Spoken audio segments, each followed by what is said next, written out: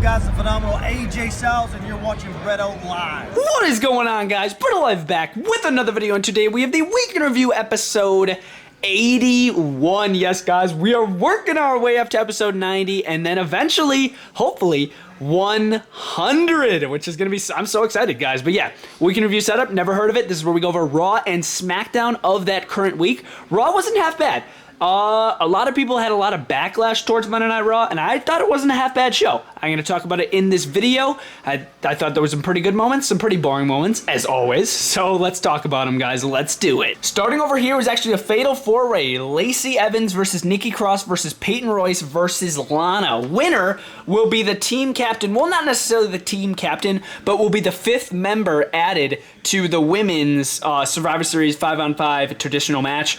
They will be added to the Raw team. And Lana ended up picking up the victory. It was a big overhead suplex off the top rope. Lana sent Peyton Royce out of the ring, and I think, don't quote me on it, but I think Lana pinned Lacey Evans and then won the match. But then after, because of course, here's going to be the entire Raw team at Survivor Series for Monday Night Raw. The women, right there, you got Nia Jax, Shayna Baszler, Mandy Rose, Dana Brooke. Lana went out there to greet them because, of course, they were on ringside, wondering who the 5th member is going to be. It was Lana. And then Nia's like, you know what, come here, let's make up. And then she picks her up and slams her through the announcer table for a 6th time. Not too bad. I was very disappointed with Lana winning. I don't agree with that. Ever since, like, she won that Battle Royale to face Asuka, boring, and now she's winning this match. Like, we should be pushing Lacey Evans on it, or Peyton Royce. I mean, like, what is going on? And Nikki Cross, of course, but not in Lana. Like, she doesn't deserve anything, to be honest with you guys. I don't know if that's just me, but yeah. Moving over here, it was the Hurt Business versus Retribution, and I feel like we've seen this match so many times. I don't know if it's just me, but yeah, Hurt Business versus Retribution. Not a half bad match. I'm glad it was an elimination match. It wasn't a half bad match at all. In the end, Shelton Benjamin actually got a little spotlight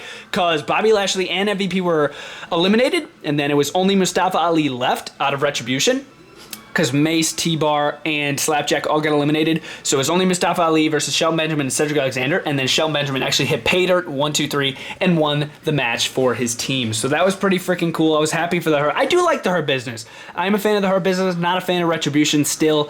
They just still haven't proven anything to me. So yeah, the Hurt Business, I'm a big fan of them, and yeah, wasn't a half bad match, and I'm, as I said, glad Shelton Benjamin picked up the victory for the team. Moving over here was actually a tag team match, Lucha House Party versus Akira Tozawa and Drew Gulak. This match ended with Lucha House Party picking up the victory, but then R-Truth came out for scouting, and then it was kind of dumb. He just came out, and then everybody tried to pin him for the 24/7 title after Lucha House Party picked up the victory in the tag match.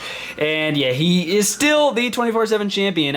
Me neither. I could not care less either. Trust me, guys. Moving over here, it was The Miz versus Drew McIntyre, because in the beginning of the show, Drew McIntyre was coming. He came out. He's like, yeah, I lost the WWE title, but I'm not going to stay down. I'm going to work my way back up step by step, starting with step 1, taking out Mr. Money in the Bank, The Miz. So yes, he took out The Miz. Claymore kick, 1, 2, 3, took out The Miz. Not really happy on how they displayed The Miz the day after that he won the briefcase. I thought they were going to make him look a little more dominant.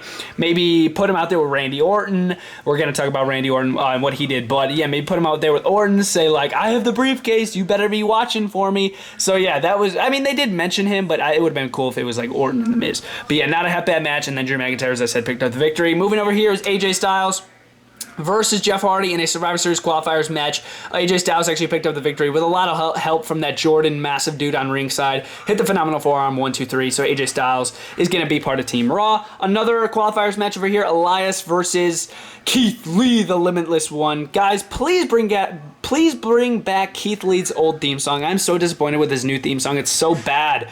But yeah, it was Keith Lee, Elias. Winner was Keith Lee. He hit the Spirit Bomb because Jeff Hardy, well, after this match over here, Elias attacked Jeff Hardy with a guitar. But then over here, Elias actually lost because Jeff Hardy's music hit and he never even appeared. Well, after the match he did. But yeah, then that allowed Keith Lee to hit the Spirit Bomb. 1, 2, 3. Keith Lee will be on Team Raw. Moving over here, another qualifiers match. It was Sheamus versus Matt Riddle. And then this was a good match. This was probably my favorite match of the night. I really enjoyed this one. I want to see them go at it again. But yeah, Sheamus, Matt Riddle. Winner was Sheamus. He hit the bro kick at the end. And I was very surprised when they actually gave Sheamus the win, because they've been burying him lately. Like, they've been giving him TV time, but then burying him by like losing matches.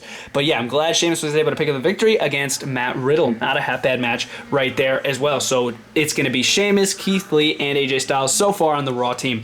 Moving over here was the end of the show, a moment of bliss. And when they announced it, I'm like, what? Alexa Bliss is sort of like fiendish now, so how's this going to work? She was acting so freaking weird. You guys are going to have to search up the video on YouTube if you didn't see it. But it was freaking crazy. Her special guest was Randy Orton. And then that basically ended up with Drew McIntyre interrupting. And then this is how it looked. This is how it looked. Randy Orton had to choose. Is he going to go after The Fiend or is he going to go after Drew McIntyre? So this is exactly how it looked, basically. But Drew McIntyre was in the ring, and then he came out. But yeah, Randy Orton chose Drew McIntyre, and then they battled it out again. Please, WWE, I do not want to see Drew McIntyre versus Randy Orton again. Make it The Fiend versus Randy Orton. Please, I do not want to see this again. Or at least make it a triple threat between all three of these guys. But yeah, it was a pretty cool way to end the show. I mean, I feel like I've seen Drew and Randy fight so many times. But again, it would be cool to see Randy and The Fiend. Just Randy and The Fiend. I don't know. It might only be just me. Not sure. Let me know down in the comments down below. But yeah, if I were to rate Raw this week, I'm going to give Raw a solid 7 out of 10. I thought it wasn't a half bad show. And yeah, guys, now we're going to get into SmackDown. Okay, guys, moving into SmackDown, we are going to jump right in. Starting over here with Lars Sullivan. He actually got interviewed backstage by Corey Graves. I thought this was a pretty interesting interview, showing how he basically got bullied, supposedly, as a kid. And then he wasn't allowed back in the school after what he did. He didn't reveal what he did, but basically he just said how he's going to wreak havoc on the entire SmackDown roster. But it was pretty interesting to hear him talk and have an actual conversation with another person instead of him just coming out and destroying somebody. So I thought that was pretty interesting. I enjoyed that, and I'm interested to see what Lars is honestly going to do. That should be pretty interesting. Moving over here with Sasha Banks and Bayley with basically a promo here. Sasha Banks coming out celebrating. She's the brand new SmackDown's champion. Of course, she wanted to sell against Bayley in not a half bad match, actually. And then Bayley came out right when I thought they were actually going to give Sasha Banks somebody new to fight, because of course she's going to be facing Asuka at Survivor Series.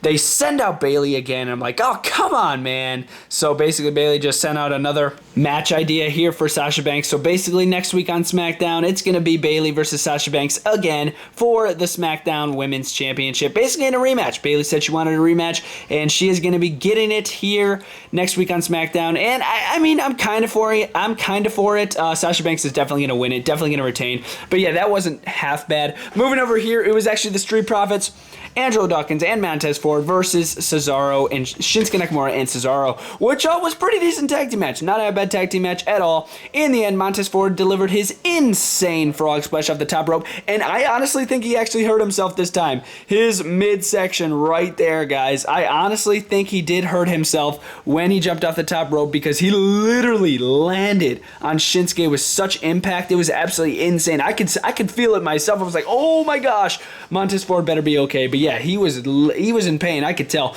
But yeah, they did pick up the victory. Not a bad match at all. And a decent ending, not too bad. Moving over here, it was actually Aaliyah, Mysterio, and Buddy Murphy actually coming out. And Buddy Murphy basically just wanted to apologize to Rey Mysterio and Murphy and just make amends with them, because of course Buddy Murphy and Aaliyah are basically together now, I guess, which is very interesting. Buddy Murphy's 32 and Aaliyah's 19. But anyways, Seth Rollins of course had to interrupt this and basically just trying to turn Aaliyah's mind away from her dad and her brother.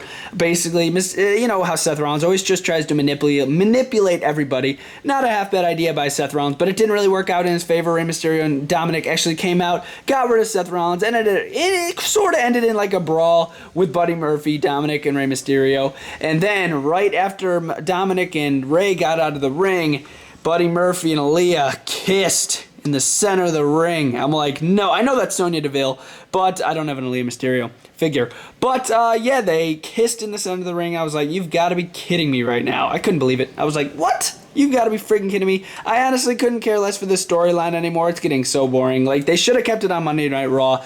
Shouldn't have bring it over here to SmackDown because it's boring. I'm not really the biggest fan of it. Moving over here was a qualifying match for the SmackDown Survivor Series men's team. It was Kevin Owens versus Dolph Ziggler in a one-on-one match. Not a half-bad match. It was Kevin Owens in the end who ended up picking up the victory with an insane stunner. Props to Dolph Ziggler for the reaction. It was literally an awesome reaction to a Kevin Owens stunner, I should say. But yeah, very awesome match. I thought that was a pretty decent match there. And it was cool to see Kevin Owens pick up the victory. I thought they were going to give it to Dolph with Robert Roode interfering, but no, they gave it to Kevin Owens, and Kevin Owens is going to be going to the Survivor Series team, which is not half bad. Moving over here is Bianca Belair versus Billie Kay in a one-on-one match. Oh, and no, it actually wasn't. It was Bianca Belair versus Billie Kay versus Natalya in a triple threat match. So this match wasn't that bad. This was another qualifiers match for Survivor Series. And Bianca Belair, as you guys would expect, and I definitely expected, this one was so obvious. They've been hyping up Bianca Belair over the past couple weeks now, and I don't see why they would give her the victory here. Yes, she did pick up the victory with the Kiss of Death, the KOD, on Billie Kay 1, 2, 3, and she is probably going to be the team captain of the team because they've been hyping her up.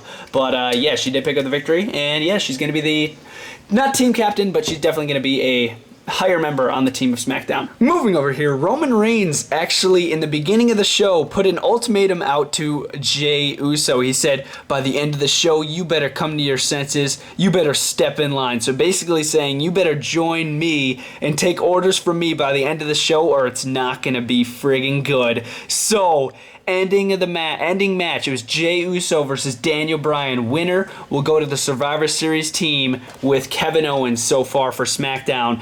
And man, this was interesting. Jey Uso, Daniel Bryan. I was like, no, they better not bury Daniel Bryan, and they did. I was like, no.